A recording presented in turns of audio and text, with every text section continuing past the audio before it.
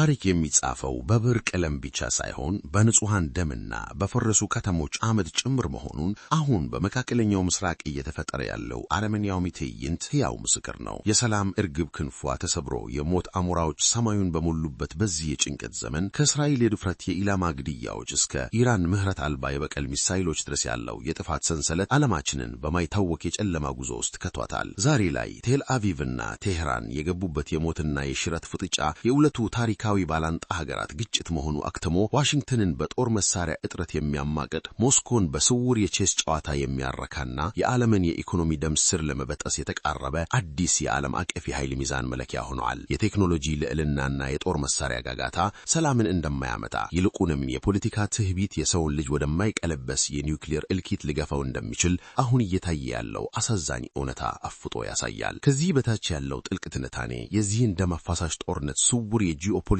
ትስስር የሀያላኑን ሀገራት የተሳሳተ ስሌትና በሰው ልጅ ህልውና ላይ ያንዣበውን እውነተኛ የጥፋት አደጋ ምስጢር ከስረ መሰረቱ ገልጦ ይፈትሻል። የዓለም የፖለቲካ መድረክ በአሁኑ ሰዓት ከመቼውም ጊዜ በበለጠ በከፋ የጭንቀት የፍርሃትና የጥፋት ደመና ተሸፍኖ ይገኛል። በመካከለኛው ምስራቅ የተቀሰቀሰውና የዓለምን ሀያላን ሀገራት በቀጥታም ሆነ በተዘዋዋሪ ያስገባ ያለው ይህ ጦርነት ከቀላል የድንበር ወይም የርዕዮተ ዓለም ግጭትነት አልፎ አዲስ የዓለም አቀፍ የኃይል ሚዛን ፍጥጫ ማሳያ ሆነዋል። የዚህ ደም አፋሳሽ ትዕይንት ማዕከል የሆኑት እስራኤልና ዋነኛ ባላንጣዋ ኢራን የገቡበት የማያባራ የበቀል አዙሪት የአሜሪካን ወታደራዊ አቅም እያመናመነ የሩሲያን ስትራቴጂካዊ ተጽዕኖ እያሰፋ እንዲሁም የዓለምን ኢኮኖሚ ገደል አፋፍ ላይ እያደረሰው ነው። ከቅርብ ጊዜ ወዲህ የሚወጡ ዘገባዎችና የባለሙያዎች ትንታኔዎች እንደሚያሳዩት ይህ ግጭት የሰው ልጅ ታሪክ ሊቀይር ወደሚችል እጅግ አስከፊ ምዕራፍ እየተሸጋገረ ነው። ከእስራኤል አደገኛ የግድያ እርምጃዎች እስከ ኢራን አስደንጋጭ የአጸፋ ጥቃቶች፣ ከሩሲያ ድብቅ የስለላ ትብብር እስከ አሜሪካ የጦር መሳሪያ ክምችት መመናመን ድረስ ያሉት ክስተቶች የዘመናችንን የጂኦፖለቲካ እውድ ከስረ መሰረቱ የሚያናውጡ ናቸው። የዚሁ ውስብስብ ጦርነት ስረ መሰረት ለመረዳት የሩሲያን ስውርና ገሃድ ሚና መመልከት ይግድ ይላል። የዎል ስትሪት ጆርናልና ሌሎችም ታማኝ ምንጮች ይዘው የወጡት ዘገባ እንደሚያመለክተው የቭላዲሚር ፑቲን ሩሲያ በኢራንና በእስራኤል አሜሪካ መካከል ባለው ጦርነት ውስጥ እጇን በጥልቀት አስገብታለች። ይህ ጣልቃ ገብነት እንዲሁ በስሜት የተደረገ ሳይሆን እጅግ የረቀቀና በዩክሬን እየተካሄደ ካለው ጦርነት ጋር ቀጥተኛ ትስስር ያለው ስትራቴጂካዊ ስሌት ነው። አሜሪካና አውሮፓውያን ለዩክሬን በሚያደርጉት የጦር መሳሪያና የስለላ ድጋፍ ክፉኛ የተበሳጨችው ሞስኮ አሁን በመካከለኛው ምስራቅ ላይ አሜሪካን አረንቋ ውስጥ ለመክተት ቆርጣ ተነስታለች። ሩሲያ ለኢራን እጅግ ወሳኝ የሆኑ የሳተላይት ምስሎችን፣ የላቁ የድሮን ቴክኖሎጂዎችንና ጥልቅ የስለላ መረጃዎችን በማጋራት ላይ ትገኛለች። ይህ ትብብር ኢራን የአሜሪካንና የእስራኤልን ኢላማዎች በትክክል እንድትለይና እንድትመታ ትልቅ አቅም ፈጥሮላታል። የሩሲያ ባለስልጣናት ይህንን ድጋፍ በአደባባይ ቢያስተባብሉም የውጭ ጉዳይ ሚኒስቴር ቃል አቀባይ ማሪያ ዛካሮቫ ግን አሜሪካና እስራኤል በኢራን ላይ የሚያደርጉትን ጥቃት በጽኑ አውግዘው ኢራን በተባበሩት መንግስታት ድርጅት ቻርተር አንቀጽ 51 መሰረት ራሷን የመከላከል ሙሉ መብት እንዳላት አረጋግጠው ተናግረዋል። ይህ የሩሲያ አቋም ሞስኮ የቴሄራን ጀልባ መሆኗን ከማሳየቱም በላይ ግጭቱ የዓለም ሀያላን የውክልና ጦርነት መልክ እንዲይዝ አድርጎታል። የአሜሪካው ፕሬዝዳንት ዶናልድ ትራምፕ ይህንን አረጋግጠው ፑቲን አሜሪካ ዩክሬንን በመርዳቷ ምክንያት በኢራን በኩል አሜሪካን እየቀጧት መሆኑን ተናግረዋል። ይህ የሀያላኑ የቼዝ ጨዋታ በተግባር ወደ ለየለት የጥፋት ድርጊት የተቀየረው እስራኤል በወሰደችው እጅግ አደገኛና ድፍረት የተሞላበት የግብያ እርምጃ ነው። የእስራኤል መከላከያ ሚኒስቴር እስራኤል ካትስ ይፋ እንዳረጋገጡት የእስራኤል ጦር የኢራንን ብሔራዊ ደህንነት ምክር ቤት ጸሐፊና አንጋፋ የፖለቲካ ሰው የሆኑትን አሊ ላሪጃኒንና እንዲሁም የባሲጅ ሚሊሻ አዛዥ የሆኑትን ጎላም ሬዛ ሱሌይማኒን በትክክለኛ የአየር ላይ ጥቃት ገድለዋል። የድርጊት የጦርነቱን ታሪክ የለወጠ የክብሪት ክንታሮት ነበር። አሊ ላሪጃኒ በኢራን ፖለቲካ ውስጥ ተራ ባለስልጣን አልነበሩም። የቀድሞ የፓርላማ አፈ ጉባኤ፣ የኢራን የኒውክሌር ፕሮግራም ዋና ተደራዳሪና የሀገሪቱ የበላይ መሪ አያቶላ አሊ ካሜኔይ የቅርብ አማካሪ ነበሩ። የእሳቸውና የሀገሪቱን የውስጥ ደህንነት የሚያስጠብቀው የባሲጅ ኃይል መሪ የሆኑት የሱሌይማኒ መገደል ለኢራን መንግስት ከባድ የስነ ልቦና ስብራት፣ የደህንነት መዋቅር ውድቀት እና ታሪካዊ ውርደት ነበር። እስራኤል ይህንን ጥቃት የፈጸመችው የኢራንን የውስጥ አስተዳደር ለማናጋት እና የሽብርተኝነትን ራስ ለመምታት በሚል ስሌት ቢሆንም ውጤቱ ግን ከእስራኤል ቁጥጥር ውጭ የሆነ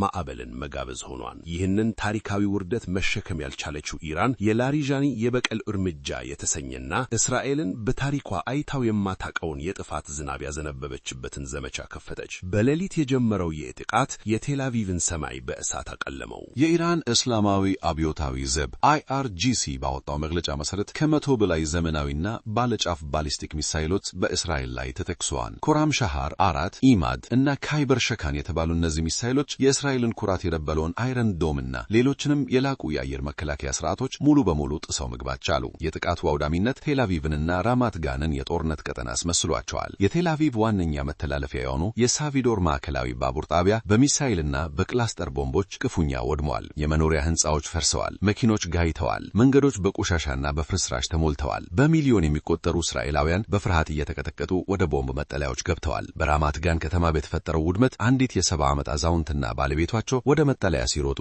በሚሳኤል ፍንጣሬ ህይወታቸው አልፈዋል። በብሌይ ብራክ አካባቢም በርካታ ንጹሃን ዜጎች ቆስለዋል። ይህ ሁኔታ እስራኤል የቱንም ያህል በቴክኖሎጂ ብትገፋም ከኢራን እጅግ የረቀቀ የሚሳኤል ኃይል ራሷን ሙሉ በሙሉ መከላከል እንደማትችል በተግባር ያረጋገጠ ክስተት ነበር። የዚህ ጥቃት መዘዝ እስራኤል ላይ ብቻ ያረፈ አልነበረም። ዋነኛ ጠባቂዋ የሆነችው የአሜሪካን ወታደራዊና የኢኮኖሚ አቅም ገደል አፋፍ ላይ እያደረሰ ይገኛል። አሜሪካ የእስራኤልን ሰማይ ለመጠበቅና የኢራንን ጥቃቶች ለማከሸፍ ስትል በአጭር ጊዜ ውስጥ ከ12 ቢሊዮን ዶላር በላይ የሚገመት ወጪ አድርጋለች። ይህ ወጪ የመነጨው አሜሪካ የምትጠቀምባቸው የመከላከያ መሳሪያዎች እጅግ ውድ ከመሆናቸው የተነሳ ነው። የኢራንን ርካሽ ድሮኖችና ሚሳይሎች ለማምከን አሜሪካ በሚሊዮን ዶላር የሚቆጠሩ የፓትሪዮት የታድና የኢጂስ ሚሳይሎችን ለመተኮስ ተገዳለች። በስትራቴጂክና ዓለም አቀፍ ጥናቶች ማዕከል የሚሳይል መከላከያ ፕሮግራም ዳይሬክተር የሆኑት ቶም ካራኮ ይህ አካሄድ የአሜሪካን ብሔራዊ ደህንነት በከፍተኛ አደጋ ውስጥ እየከተተው መሆኑን አጥብቆ አስጠንቅቀዋል። በሳቸው አገላለጽ አሜሪካ ለዚህ ግጭት የሚሆን መሳሪያ አለኝ ብትልም አሁን እየተተኮሱ ያሉት መሳሪያዎች አሜሪካ በዓለም ዙሪያ ላሉት ሌሎች ስትራቴጂካዊ ግቦች በተለይም ቻይናን በፓሲፊክ ውቅያኖስ ለመክታት ያስቀመጠቻቸው ናቸው። ከ2007 ጀምሮ የተመረቱት የታድ ሚሳይሎች ብዛት ከ900 እንደማይበልጥና አሁን ባለው የጦርነት ፍጥነት አሜሪካ የከፍተኛ ቴክኖሎጂ ሚሳይል ክምችቷን ሙሉ በሙሉ ልታሟጥጥ እንደምትችል አሃዛዊ መረጃዎች ያሳያሉ። በሌላ በኩል ደግሞ የኢራን የአየር መከላከያ ስርዓት ከመተንከር የተነሳ አሜሪካ ርካሽ የሆኑ የቦምብ አይነቶችን ይዘው የሚገቡ የጦር አውሮፕላኖችን ወደ ኢራን አየር ክልል መላክ አልቻለችም። ጊዜ ያለፈባቸው እንደ E3 ያሉ አውሮፕላኖች መቀየር ሲገባቸው አዳዲሶቹ F-35 እና B-21 የጦር አውሮፕላኖች ደግሞ እጅግ ውድና ለማምረት አዳጋች በመሆናቸው የአሜሪካን የመከላከያ በጀት ክፉኛ እየጎዱት ነው። አሜሪካ ውድ የሆኑ ሚሳይሎቿን እያሟጠጠች ከቀጠለች የጦር መሳሪያ ፋብሪካዎቿ በአጭር ጊዜ ውስጥ ተተኪ መሳሪያዎችን ማምረት ስለማይችሉ ሀገሪቱ ወታደራዊ ልዕልናዋን ልታጣ ትችላለች። ከወታደራዊ ቀውስ ባሻገር ጦርነቱ በዓለም አቀፉ ኢኮኖሚ ላይ ያንዣበበው አደጋ እጅግ ዘግናኝ ነው። የቀድሞ የትራምፕ አስተዳደር የኢኮኖሚ አማካሪ ኬቪን ሃሴት ጦርነቱ በሚሊዮን የሚቆጠሩ ዶላሮችን ከማውደም አልፎ የዓለምን የደም ስር የሆነውን የነዳጅ መስመር ሊቆርጠው እንደሚችል ስጋታቸውን ገልጸዋል። የኢራን መሪዎች መገደልን ተከትሎ ቴህራን የዓለም 20% ነዳጅ የሚያልፉበትን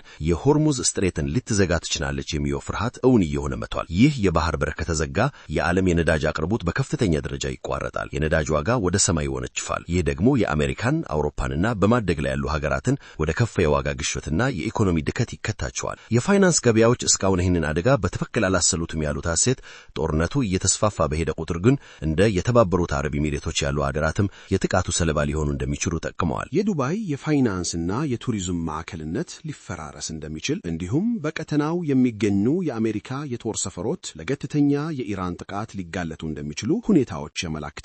በዚህ እጅግ አስጨናቂ ጊዜ በአሜሪካ የፖለቲካ መድረክ ላይ የሚሰሙ ድምጾች የሁኔታውን አሳሳቢነት ይበልጥ ያጎላሉ።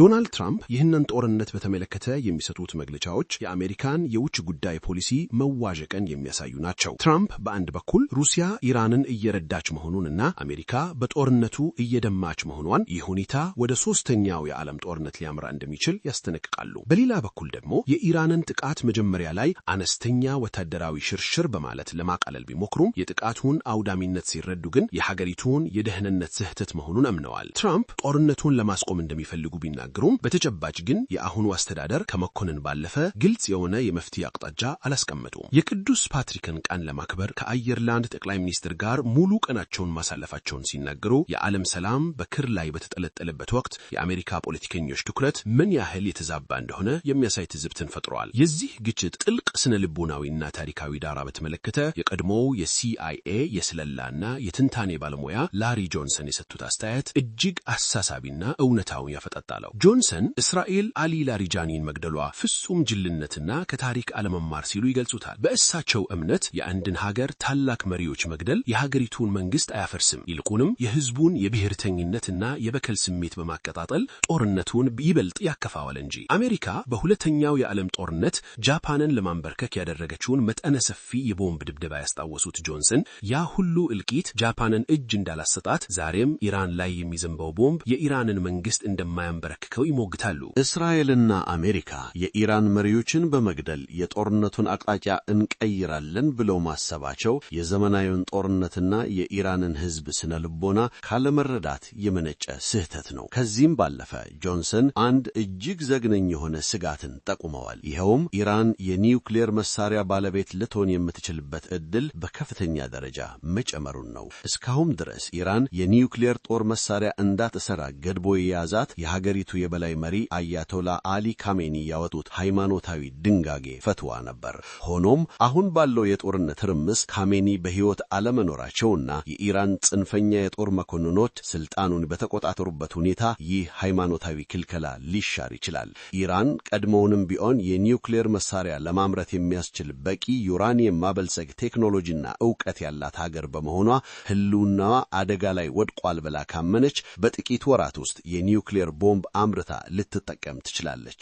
ፓኪስታንን የመሰሉ የኒውክሌር ባለቤት የሆኑ እስላማዊ ሀገራትም በዚህ ግጭት ውስጥ ጣልቃ ሊገቡ እንደሚችሉ ጆንሰን ስጋታቸውን አስቀምጠዋል። ጆንሰን አክለውም የአሜሪካና የእስራኤል የውጭ ጉዳይ ፖሊሲ ህግን የጣሰና በዓለም አቀፍ ደረጃ እንደ ገዳይ መንግስታት ሊያስፈርጃቸው የሚችል ተግባር ላይ የተሰማራ መሆኑን ነቅፈዋል።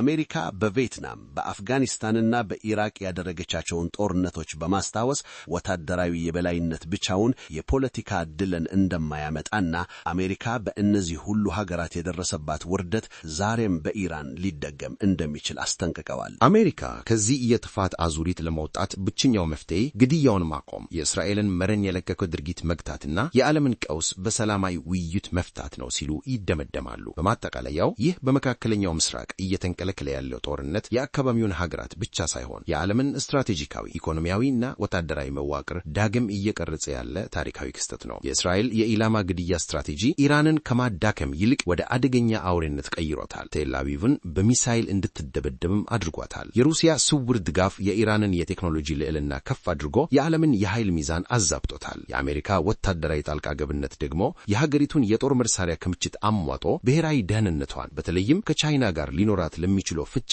አደጋ ላይ ጥሎታል። የዓለም ኢኮኖሚም በሆርሙዝ ስትሬት መዘጋት ስጋትና በነዳጅ ዋጋ መናር ምክንያት በእንጥልጥል ላይ ይገኛል። የፖለቲካ መሪዎች የኃይል እርምጃን በማቆም ወደ ጤናማ የዲፕሎማሲ ጠረጴዛ ካልተመለሱ ይህ ጦርነት አሸናፊ የሌለው ይልቁንም የሰውን ልጅ ወደ ጥልቁ የሶስተኛው የዓለም ጦርነትና የኒውክሌር እልቂት የሚጎትት የታሪክ ጥቁር ነጥብ ሆኖ መመዝገቡ አይቀሬ ነው። የትዕቢት፣ የፖለቲካ ግጥርነትና የቴክኖሎጂ የበላይነት እምነት ያመጣው ይህ አረመኔያዊ ጦርነት የሰው ልጅ ከታሪክ ስህተቱ አለመማሩን እጅግ አሳዛኝና አስፈሪ በሆነ መልኩ ቁልጭ አድርጎ የሚያሳይ ሕያው ምስክር ሆኖ እያየነው እንገኛለን።